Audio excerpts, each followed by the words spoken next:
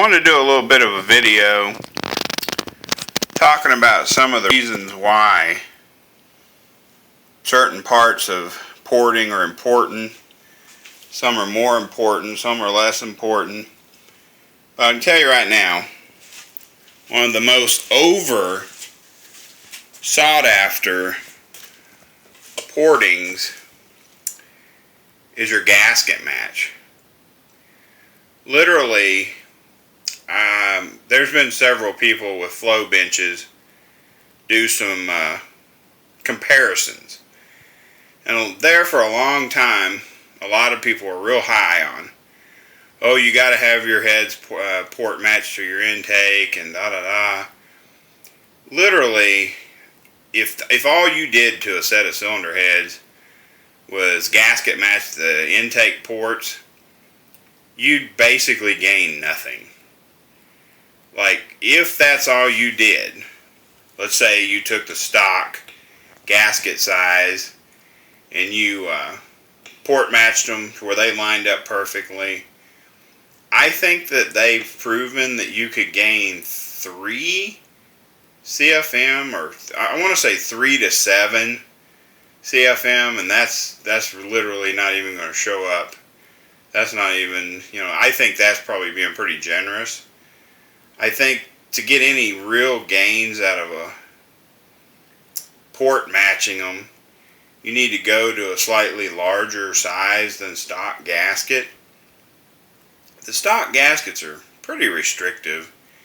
Even just, if it was a small block Chevy, even going to what they call the medium race port 1206s would be a big jump up from stock. The set of double hump heads, I think they're number 492, some people call them the turbo heads, I put on my little S10 Blazer. I just went with the 1205, which is what they call a small race port from Felpro. I went to the 1205 gasket just to give it just a little more than factory opening, and then did a real mild port job on the bowls because I wasn't expecting to ever want to race that engine. I was just building it to be a daily driver pump gas engine. And now in hindsight, I wish I'd have done more work to them, but now I'm not going to put a lot of time and effort into the old iron like I used to. I'm trying to teach an old dog new tricks and go LS, so my goal is, or my hope is, that I'll be able to maintain my path and build a turbo LS for my daily driver, which would be a lot of fun and should get up and move when I need it to. The reason I brought up those small block Chevy gaskets was because the 1203 Felpro gaskets for these V6s, they're real similar in shape to like a 1205, but they're a big change from the Vortec intake gasket opening. These heads, it's a compromise. I'm not gonna lie. We did not gain the cross-sectional area at the intake manifold that I wanted, but I've got it whittled out as far as you can safely go without trying to run tubes in those holes and just getting, ridiculous with it. So basically the whole process was we greatly enlarged the openings in the runner shot on the Typhoon or Sci-Tie intake, lower intake, and then made a compatible transition into these Vortec heads from that larger 1203 gasket. Because in reality, the 1203 gasket on the Sci-Tie intake, it was damn near a good 1/8 of an inch solid all the way around. Had to be cut out, fully blended, and made to work properly. But I just wanted to mention to people that gasket matching your intake and your head is a very, very small gain. That's something that, if you wanted to take that on yourself, then that would be a good beginner, head porting. That would be a good beginner job, that if you could just take your time and follow some of the suggestions I've given, or do some research online or on YouTube. You know, matching up those ports, it's very, very little gain, but it makes you feel like you're getting everything you can out of your intake and head as far as matching them up, and you have no flow restrictions. Because we've noticed here recently, man, Edelbrock intake manifold quality has dropped off tremendously. We've gone through a few of our friends have gotten some small block Chevy intakes, and now I've worked with two, or seen one and worked on two. One was a Torquer 2, and then the other one was that Victor intake, where when you go to port match the gasket to the head, everything is just shifted weird.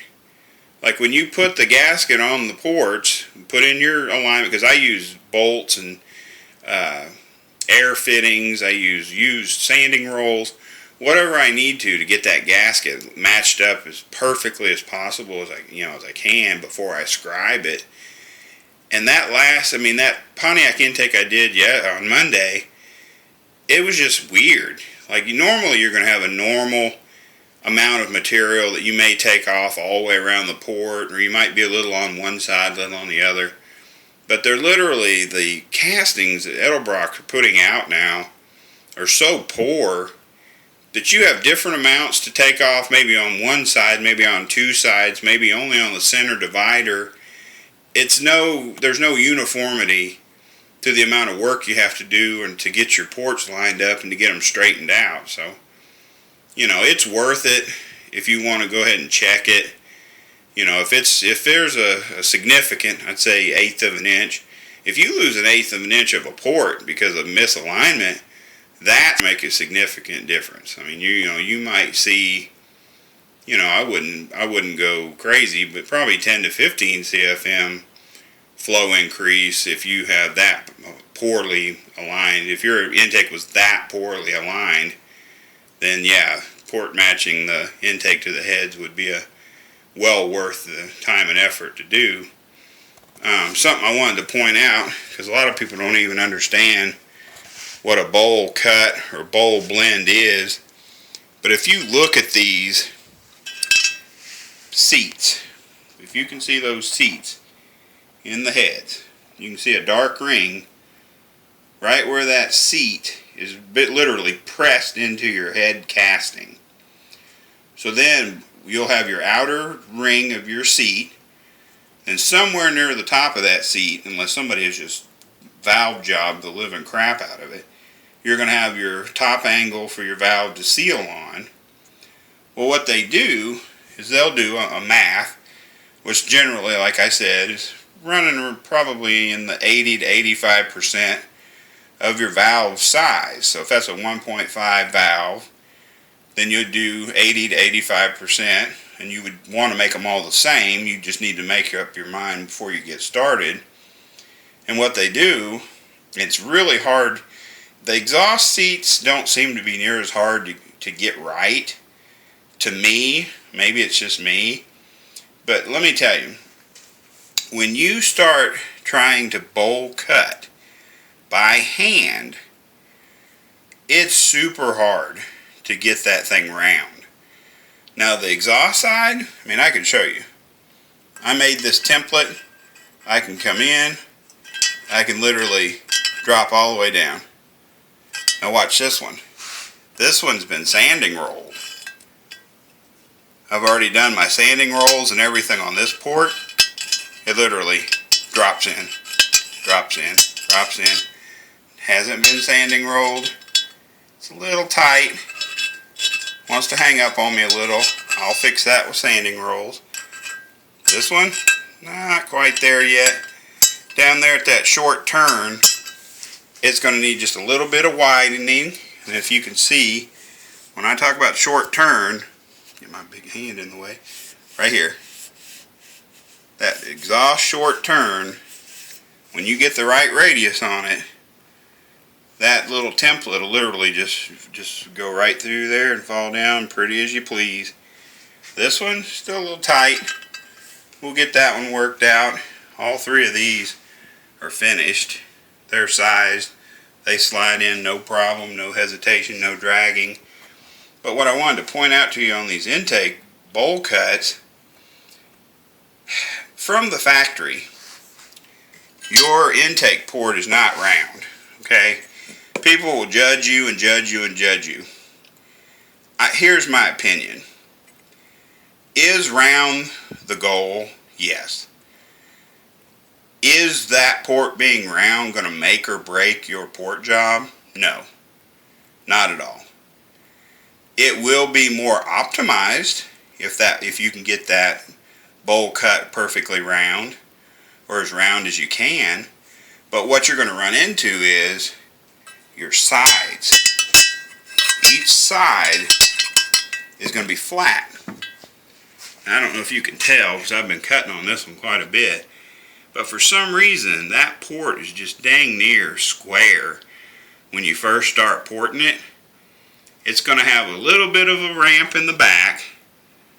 Both sides of that stupid port are going to be just darn near flat. And then you're going to have your little half moon short turn. But people, listen, if you're going to port heads, if you're going to try to do a little port work on them, and you don't have to go, hog out, you don't have to go super wild on them to make a difference. Try to get them round, but don't go crazy where you start poking holes, because there isn't a great deal of material. When you start going sideways, if you start cutting really retardedly in here, you're going to poke through. If you go too far this way, you're going to poke through, because that's a water passage. That's water. There's water that runs between these two valves. Don't go crazy, but try to get it round. It is hard to do, I'm not going to lie to you, and it's a pain in my ass. Now if I had, there are bigger machine shops, head porters, and what they'll have, I don't think Head Bites uses them, but K&M machine shop that used to be in Raytown, Missouri, they had special cutters that would literally cut your valve job. And I keep wanting to say they called it like a, God, it sounded dumb, but it was like a bull's head or some weird term they use for it. But basically it would do your valve job and your bowl cut all at the same time. Well, hell, if you had a arbor to center that thing up in that valve guide and make that stupid, valve job and bowl cut perfectly round, that would be, it would save so much time. It's just ridiculous. But you got to make sure, if you have any core shift whatsoever, and you start taking a cutter that's designed like that, and it starts cutting down, because you're only going to be able to cut down maybe a ½ inch. You're only going to be able to do that bowl cut down into that port maybe a ½ inch with a tool like that. If you've got a cutter that'll do the valve job and the top part of the bowl cut, you're going to be limited. Because see, that bowl angles towards the valve guide. And if you straight cut down in there, I guarantee you'll hit water. You start straight cutting too far down with one of them setups that those high dollar machine shops have. So what they do, and it does save a crap load of time, is they'll do the valve job and the bowl cut down probably 3/8, not more than a ½ inch. Then they'll hand finish it. That would be a blessing from God. I wish I had that set up, because it would save hours of porting. Old school porters, they didn't have the fancy machines and ways of doing that. Everything was done by hand. And when you do hand porting, when you hand cut a bowl, it's a lot of hours. It is literally, because, you have to go slow, and you have to be able to get it as round as you can. Like I said, it's not a make or break situation. You don't have to have it round. but it's going to be optimal if it's round. And you're going to work it both sides. I mean, you're going to do a lot of work on the top and the back, and you're going to do the sides as blend it in as best as you can until you get your guide to fall in there. And then you'll be good to go. See what that thing's trying to... These things will rust on you fast. It's not even been very humid and hot here, but you have to keep coating this thing every once in a while with WD-40 to keep the rust down. But you can see basically what I've done to this thing is gasket matched it to some Felpro 1203s. Cut back that hook wall, or the wall that goes around your push rod. I have opened up all the oil drain backs from the top. I've elongated all the push rod holes so that he can run higher ratio rocker arms if he chooses to. We have reduced or removed the transfer lug above the spark plug. We've also contoured both of these walls for a smooth transition over the spark plug area. We are deburring, and I'm not going to mirror polish it, but I'll get it down to a good 120 grit finish on all the chambers to hold down detonation. We've set our intake port percentage at 89.5%. Exhaust percentage is 86. And you just work them until until your guides fall in there and you get the transition and the finish that you're looking for. I think I've mentioned before in previous videos, I'm going to leave the intake ports probably close to an 80 grit finish, but I will try to polish the exhaust ports pretty much as smooth as I can get them, just to hold down some of that carbon buildup.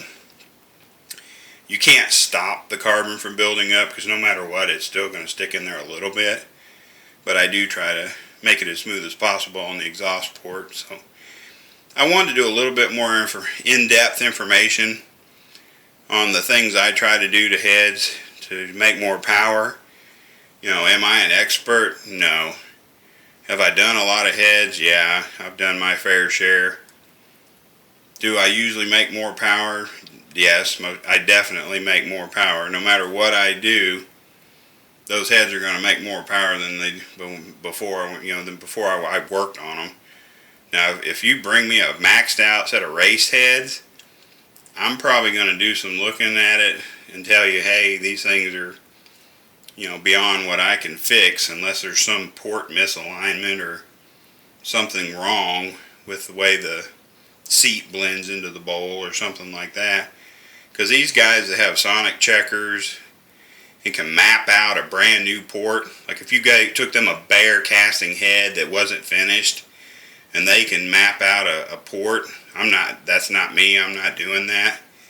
I don't claim to be that guy. I'm not even going to go there. Because that's, if that's your thing and that's what you want to do, then more power to you. I'm not doing all that, because that's a nightmare.